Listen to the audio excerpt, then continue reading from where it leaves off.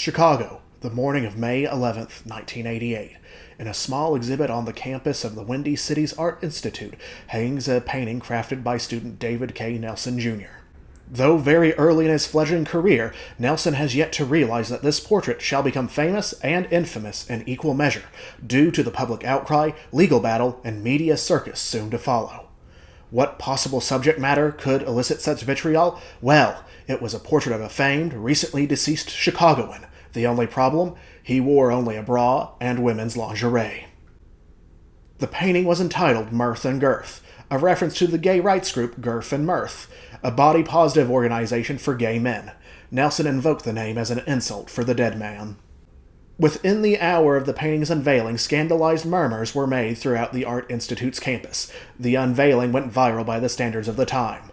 Countless irate phone calls were made to the Institute, demanding its removal. So suddenly was the City Council made aware that during a meeting occurring at the same time, a pair of resolutions were rapidly drafted and passed to both defund the Art Institute and remove Mirth and Girth from the display. A determined party of 14 arrived at the campus to enact the council's will. The posse consisted of 9 aldermen, accompanied by 5 police officers. An Art Institute employee soon met with the group, and with little prodding, did not prevent the group from confiscating the painting. Particularly convincing to those assembled was Alderman William C. Henry, who allegedly revealed he had a handgun on his person, implying he would use it if the aldermen were delayed in their task. Both students protesting the alderman and angry black Chicagoans eager for the display to be removed watched the taking unfold. Where was the artist Nelson? He stood in the crowd of onlookers, silent and unwilling to get involved in the commotion, not wanting to chance being raked across the metaphorical coals, or even physically beaten or shot. When asked why he had made the painting in retrospect, Nelson stated, "I guess in this city there are certain deities. Washington is a deity, and you can't touch him. I'm an iconoclast, I guess. I mean, a person who doesn't believe in icons." The Washington he referred to was not the first president, but rather Harold Washington, the first black mayor of Chicago, who died in office the previous year. Why was he venerated to the point of idolization, and what resulted from this dispute between artists and powers that be? Come join me on this journey for history off the beaten path. Welcome, good strangers, to Historical Detour. Be sure to like, comment, and subscribe to this channel, and consider joining my Patreon for exclusive perks. Feel free to comment on any topic suggestions you would like to see covered. Born April of 1922 in Chicago's neighborhood of Bronzeville, an economic and artistic epicenter of Chicago's black community, Harold Washington came from relatively modest means. While his family had roots as freedmen farmers in Kentucky, Harold would be among the first of the Washingtons to call Chicago his birthplace, alongside his 3 elder siblings. His mother abandoned the family when Harold was still young, necessitating his father raise Harold and a brother, while relatives raised Harold's other siblings. Compared to other black families in Chicago who pursued factory jobs or menial labor, Roy Washington, Harold's father, pursued a career in the legal field, attending night school to pass the bar, while also being a Methodist minister and Democratic political advocate. At a time when many African-American voters heavily favored Republican candidates, including Illinois, Roy went against the grain and became an energetic promoter for the Democratic Party, emerging as a precinct captain, one who does the grunt work of political campaigning, in the 3rd Ward of the South Side of Chicago, a hub of African-American neighborhoods and communities. Chicago during the early years of Harold's life was a city of opportunity with industry jobs in meat, metalworking, lumber, and other industries, providing solid incomes to many blue-collar families. Chicago's neighborhoods have consistently been defined and in many cases divided by race and ethnicity. In this cultural melting pot, Irish, Italians, Poles, while now considered white in the U.S., for the 19th to the first half of the 20th century, faced discrimination from Protestant Anglo-Americans for both their distinct foreign culture but also their Catholic faith, forming sizable enclaves. Jewish neighborhoods were also present, forming one of the largest Jewish communities in the Midwest. Hispanic people in the city also saw a steady increase in population by the time Harold took office. African American migrants from the American South came here by the thousands and settled in the Rust Belt for manufacturing jobs in urban metropolises, Chicago being among the most popular. These travelers of the Great Migration settled in the south side of Chicago and a large segment in the west side. However, while Chicago had many opportunities normally blocked to African Americans in the South post-Reconstruction, racial segregation and white dominance was still prevalent in the city, especially in local city politics, housing, and public funding. That is not to say the political color barrier hadn't been broken, especially in Chicago. From 1929 to 1935, Chicago and Illinois, first congressional House districts as a whole, were represented by Representative Oscar DePriest, a black Republican who lost a fourth bid at re-election to Arthur Mitchell, the first black Democrat in the House of Representatives. While black representation in the National Congress had been achieved, the mayorship was another matter. Chicago as a city is not unilaterally run by its mayor. In fact, equally influential is the city council, with aldermen each representing a ward of neighborhoods of the city. The number of aldermen was set firmly to 50 in 1923, which continues to the present. While mayors may propose legislation, it must be approved with a simple majority of the council. The mayor may only cast a tie-breaking vote. With the end of the Roaring Twenties, the economic collapse caused by the Great Depression caused a vast swing towards the presidential Democratic ticket under FDR, especially for African Americans. Roy's strong campaigning on behalf of Democratic candidates was emblematic of the shifting voting trends in Chicago. This turned swing elections that could vote either Republican or Democrat to surefire Democratic victories by the 1930s. In fact, a Republican has not been a mayor of Chicago since 1931, or served as a U.S. congressman in the 1st District of Illinois, that includes Chicago, since 1935. Harold's early education included boarding school before attending a black segregated high school for 3 years from 1936 to 1939, although quitting before graduating to work. Making this decision was at least somewhat easy as FDR's Civilian Conservation Corps, a public works program created to give young men temporary employment, was running strong. After the CCC, he worked briefly in a meatpacking facility before finding employment in the U.S. Treasury and getting married. However, Harold's life would change dramatically in 1942 with U.S. entry into World War II. Harold was drafted into the Air Force, serving in the Pacific alongside his comrades in a segregated engineer battalion. After the war in 1946, with the GI Bill allowing financial assistance in attending higher education, Harold Washington started his freshman year at the recently established Roosevelt College, one of the few desegregated colleges in Chicago. Harold would prove extremely active in all forms of campus politics, seeking better representation for students in college governance, and lobbying against racially discriminatory housing practices. Other highlights included protesting state witch hunts, which investigated any individuals deemed disloyal or who ran contrary to the state, essentially red-baiting McCarthyism in Illinois. Graduating with a BA from Roosevelt in 1949, Harold immediately pursued a career in the law, much like his father Roy. At first, Harold merely became part of his father Roy's law practice. Roy, however, tragically passed away soon after. Despite this, his brief time working with his father made him well acquainted with a gentleman by the name of Ralph Metcalf, whose interest in the pursuit of political office rubbed off on Harold, who was nearly 12 years Metcalf's junior. In addition, with his father's precinct captainship left vacant, Harold, a reliable Democrat as his father before him, was offered the position by local party officials, which he accepted in 1954. Metcalf, a decorated black Olympic track champion, professor, athletic coach, and World War II veteran, was serving as the head of the Illinois State Athletic Committee when he met Harold.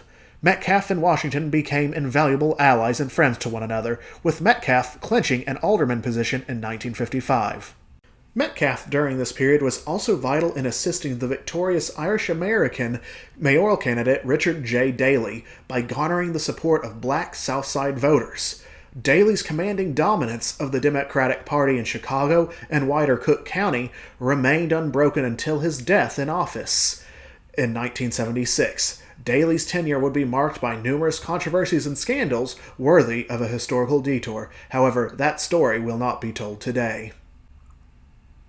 While Washington and Daley were both Democrats, they were not necessarily always political allies. While aligned on many interests, Washington was willing to operate independently of Daley's formidable and often corrupt clique of yes-men, state politicians, and aldermen known as the Machine. Harold ran against Daley's chosen candidates on occasion. Harold, in contrast to Daley, primarily focused on issues affecting marginalized communities in Chicago, particularly in the South and West Side. Harold rapidly climbed the political ladder, immersing himself in Illinois state politics, becoming a state representative for over a decade before ascending to become a state senator. However, like any politician, Harold Washington did have some controversy, in particular being found guilty of failing to file tax returns multiple times and even temporarily having his license to practice law suspended due to failing in services to some clients. Although one biographer suggests that Daley's political machine connived and amplified some of these scandals. These were factors in a failed run for the mayorship in 1977. Throughout his tenures in the state positions, however, Harold remained incredibly popular with voters in the South and West Side of Chicago, being among the few state politicians who would advocate on their behalf. Harold was also a proud social progressive. One of his crowning achievements was being a key supporter of the 1980 Human Rights Act of Illinois, which outlawed discrimination not only on racial grounds, but on gender and sexual orientation. In 1981, Washington would win the election for the U.S. House of Representatives for Illinois' 1st District. Though his time as a Capitol Hill congressman would be brief, he would advocate against cuts to welfare and even ensured portions of the Voting Rights Act would still be enforced, making him among the most popular men in early 1980s Chicago, especially for black voters. While on the face of it, ditching his U.S. congressional office for a mayorship in 1983 seems like a step down, being the mayor of one of America's most influential cities in population, business, and politics was an easy choice to Harold, who could more directly manage his home city than from his office in D.C. One note about this seminal race was that this was in fact the Democratic primary, or the vote of registered members of the Democratic Party to decide the candidate who would be chosen to run for the general mayoral election against a Republican opponent. One of the chief opponents Harold would be going up against was incumbent Mayor Jane Byrd, the first female mayor of Chicago who had served since 1979. While starting mostly as an outsider of the political machine, Byrd had increasingly come to rely on it during her tenure as mayor and during this election. The incumbent Mayor Byrd had been dealt several blows that harmed her bid at re-election, from multiple worker strikes, firing public officials for disagreements, and a myriad of other issues. Byrd's election footing was shaky, particularly among Chicago's black residents. The other serious contender was Cook County State Attorney Richard M. Daley, son of the senior J. Daley, who ironically did not receive the support of the political machine that had been founded and led by his late father. Harold Washington, during the campaign, had made claims that Byrd had done nothing to alleviate systemic racism and violent crime in Chicago. Additionally, he insisted that he would be a mayor for all Chicago, and it intended to mend race relations and effectively tackle issues such as poverty. The primary result was a tight three-way race. The white vote was split between Byrd and Daley, the former appealing to a northern lake area residents, while the latter gained majority support in traditionally Irish American neighborhoods that had supported his father. However, Washington's strategy of increasing normally low black voter turnout was a massive success, gaining over 400,000 votes, with Byrd and Daley failing to clear that threshold. The YouTuber Elections History has an excellent video about this campaign, beat by beat, so I recommend you watch it. Harold would ironically have a tougher-than-expected general election against Republican Bernard Epton, a socially liberal and moderate Republican who was far more tolerable to even many white Democratic voters. State and national Republican Party organizers lent much-needed aid and manpower for Epton's hitherto unremarkable campaign.